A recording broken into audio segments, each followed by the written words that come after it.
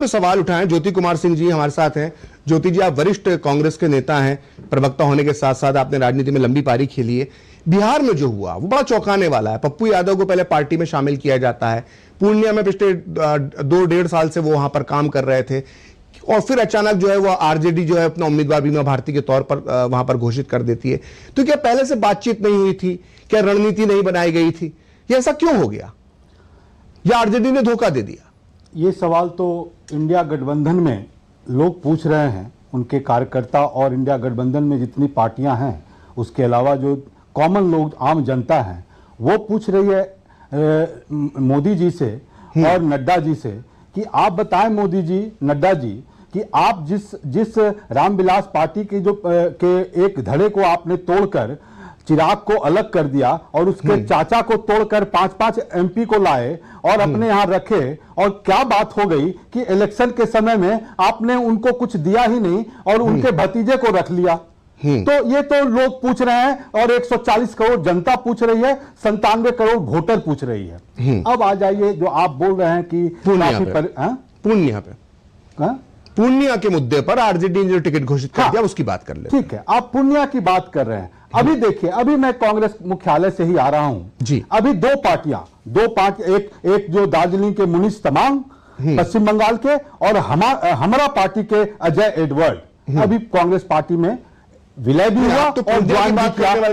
आ जाता हूं ना, आ जाता हूं आपकी बात पर, मैं एग्जाम्पल आपको बता देता हूं। आप पूर्णिया की बात कर रहे हैं।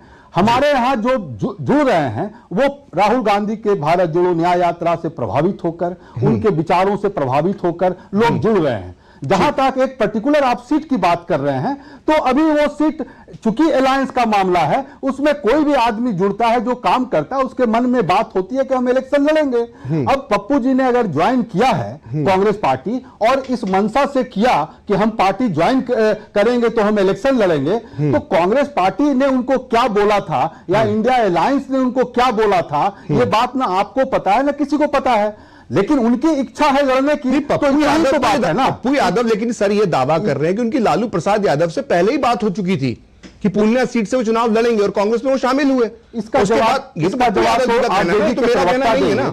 जवाब तो आरजेडी के प्रवक्ता देंगे। लेकिन जहां तक कांग्रेस पार्टी का बात है, जो भी हमारे विचारधारा को अपनाया है, जो भी राहुल गांधी से प्रेरित होकर, खड़गे जी से प्रेरित होकर, हमारे फ्रीडम मूवमेंट से प्रेरित होकर जो पार्टी ज्वाइन कर रहे हैं, और जो सबसे मुख्य है, जो बेरोजगारी, महंगाई, महिलाओं और किसानों के लिए लड़ाई लड़ने के लिए जो आ रहे हैं, उनको हम ज्वाइन करा रहे हैं, उनको वेलकम कर रहे हैं। जो इस मुद्दे पर नहीं है, जो कहते हैं कि हम महंगाई बढ़ाएंगे, वे बेरोजगारी बढ़ाएंगे, महिलाओं को प्रॉब्लम करेंगे, उन लोगों को हम लोग नहीं बात की, और जो इसको बात मान रहे हैं उनका वेलकम कर रहे हैं। ज्योति जी, बिहार के आपने बोला कि पूर्णिया की एक सीट, औरंगाबाद सीट पर भी तो यही हो रहा है। वहां से निखिल कुमार टिकट मांग रहे थे, वहां से भी आरजेडी कैंडिडेट आ गया। बात बताएं आप मुझे, कोई भी कार्यकर्ता, भारतीय जनता पार्टी हो चाहे और कोई पार्टी हो, जो भी कार्यकर्ता जो लगे रहते हैं, उनके मन में तो इच्छा होती है ना। अभी गिरी जी बैठे हुए हैं, क्या उनके मन में इच्छा नहीं है? तो पार्टी अगर उनको आदेश देगा तो लड़ेंगे। गिरी जी की बात, धनंजय जी, मेरी बात सुनो, आप मेरी बात सुनो। मैं भी तो 25 साल से राजनीति कर रहा हूं, हमारे बाल पक गए, मैं अभी तक इलेक्शन नहीं लड़ा, तो मैं क्या करूं? पार्टी के विरुद्ध चला जाऊं? पार्टी की फिलॉसफी है, मैंने उस फिलॉसफी को माना है, तो जन समाज के लिए, कल्याण के लिए मैं आया हूं ना।